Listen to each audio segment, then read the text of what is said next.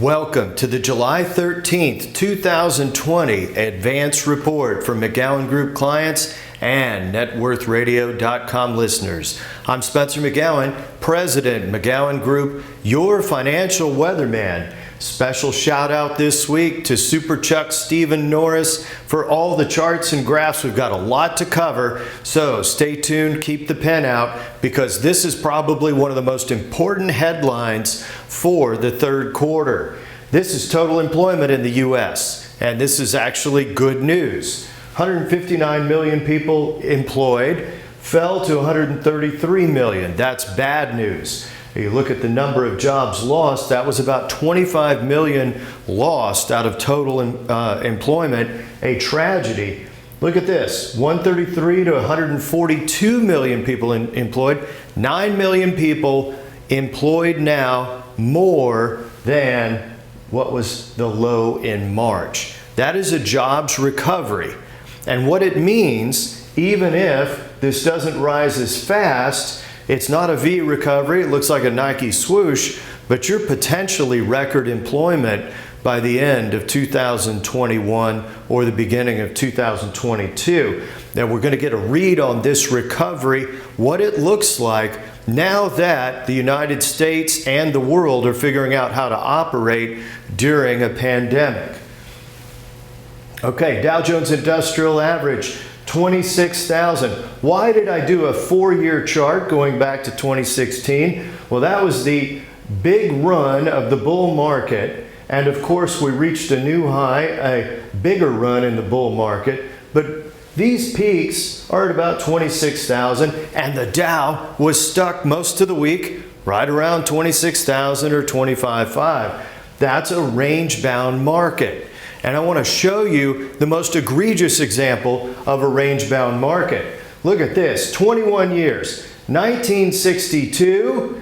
Yes, they had the data back then. You can actually go back to the 1800s on some data. But anyway, the Dow hit 1,000 for the first time in 1965, fell all the way to 600 or 700, well, 3 times here, and it didn't top 1,000 permanently till 1981.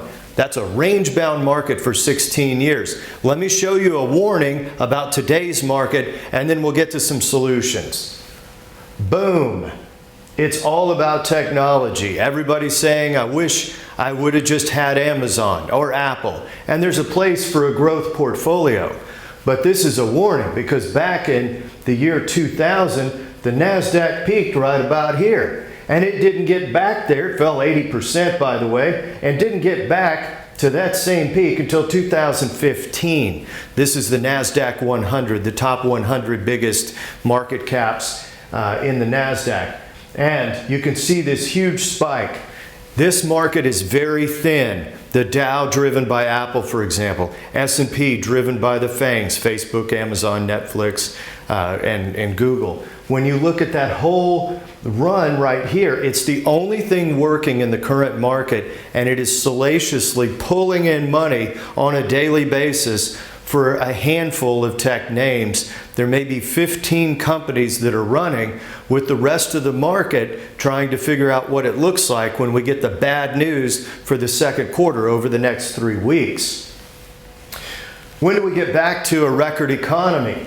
The damage for the second quarter, an annualized rate of minus 35% on GDP. That's 10% below the year before. 22 trillion, now below 20 trillion by that measure. The rebound in the third quarter, about a 20% rebound. We're already in the third quarter. Then we start to see a fourth quarter rebound, 7.8%. If those two things are true, we're going to get a round of bad news from the second quarter, GDP included. That's the updated Bloomberg forecast. But then what this tells us is the recovery path. And what does that look like year over year? Well, right here, we've got a 5.6% contraction in GDP for this year with that big implosion, and what we're seeing both in the jobs market and the other measures, the GDP growth for the third quarter. 4% growth in 2021, 3% growth 2022. It says Sometime in 2022, that would be record economic activity above January, potentially. And we'll monitor this in the YouTube broadcast. YouTube, McGowan Group, be sure to subscribe because we're going to cover those updated forecasts and what it means for investment strategy. What's this? These are the profits of the S&P companies quarterly. So a $3,200 S&P, for example, makes $40 per year net after tax. That fell all the way to 25. That's a huge implosion. We'll call it 30 to 35%. And that's the news we're about to get during July. How long does it take to get to record profits? This may be optimistic, okay? But it looks like sometime at the end of 2021, 2022, I'm going to say it could be 2023, but we're a range-bound market for an extended period is the message, even based on profit. Okay, U.S. confirmed deaths for coronavirus. This is one of the reasons the Dow is holding at 26,000. A harsh phrase would be whistling past the graveyard. The number of daily deaths from coronavirus, horrific and tragic, but it has fallen from 2,500 to as low as 250, and right now somewhere between 1,000 and 500.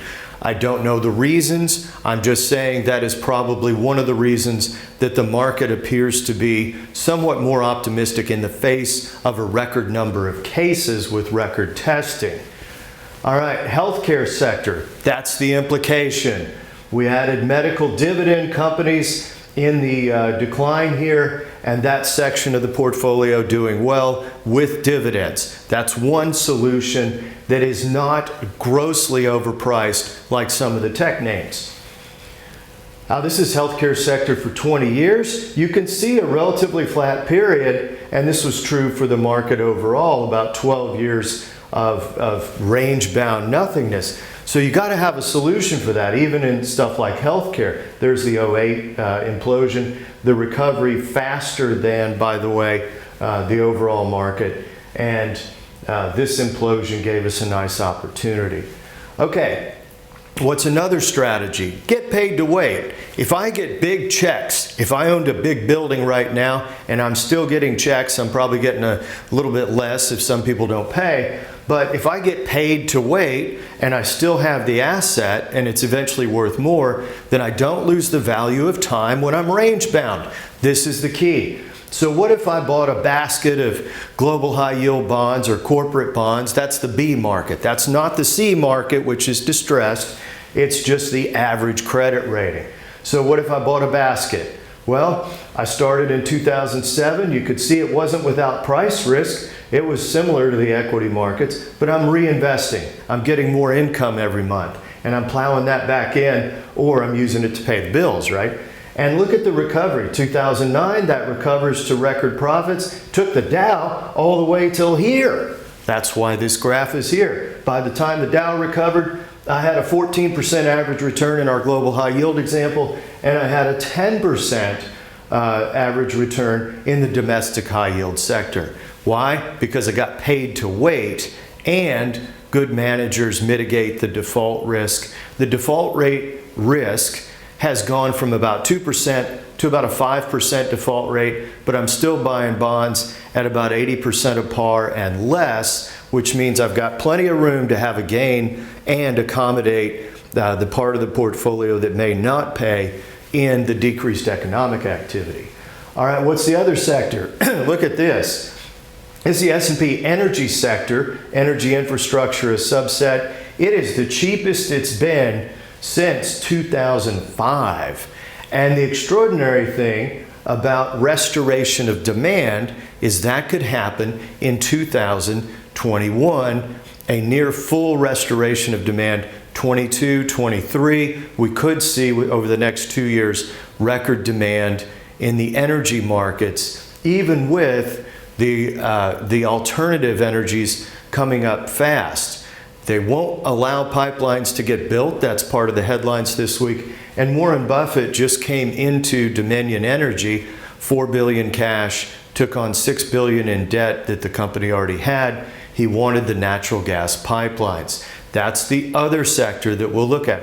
What does demand look like going forward? Well, we got nearly $44 a barrel, February 23, stable at 42 next year, and a current price between 39 and 41. The projections are 55 is the target that the Saudis and Russians are using to make their budget. They sold a bunch because they were out of cash, and it appears that they're cutting back until they get 50 something a barrel potentially next year. So how does that equate to investment strategy? Well, come down to the Crescent, meet the team that cares, get a plan, or if you're a client, get an updated plan. Office is operational with precaution, free masks, free sanitizer. We'll get through this together, and it gives us a great opportunity to compound a great pension. I'm Spencer McGowan, President, McGowan Group. Thank you for tuning in to our YouTube channel. I'm Spencer McGowan, President, McGowan Group, your financial weatherman. We sponsor each week NetWorthRadio.com broadcast that has the charts and graphs, many of which you saw today. We also sponsor this YouTube channel. Be sure to subscribe for fast breaking news, an alert when we post something in a market condition that may have changed. Our goal is to help you as an investor make the right decisions at the right time. And that's part of what this YouTube channel is about, as well as NetWorthRadio.com. I am well served with a team of 10 people, including myself. And that team that cares is actually made up of people who devoted to your net profits and your success, as well as excellence in service. If you want an educational experience to follow this up, get to NetWorthRadio.com, the McGowanGroup.com. Right here, we disclose our net client experience all the way back to 2001. What that includes, the bear market cycles of 02, 08, 2018, and the recoveries through the most recent quarter. That is true education of investors, and exactly how our clients have done, disclosed right here. Further disclosures, value at risk of loss. Yes, investments are going to fluctuate. That's part of the reason for this broadcast. And that can actually work to your advantage. We'll build that into your plan. So I urge you to go to NetWorthRadio.com, fill out the preliminary client questionnaire, a free 1-hour brainstorming session by phone or at the Crescent in Dallas, and we will map out a multi-year plan for you and your family that's appropriate. Just because we talk about a security on this broadcast or any securities doesn't make it a recommendation for your portfolio until you have that written plan. Thank you for tuning in today, and we'll be back next week as your financial weatherman.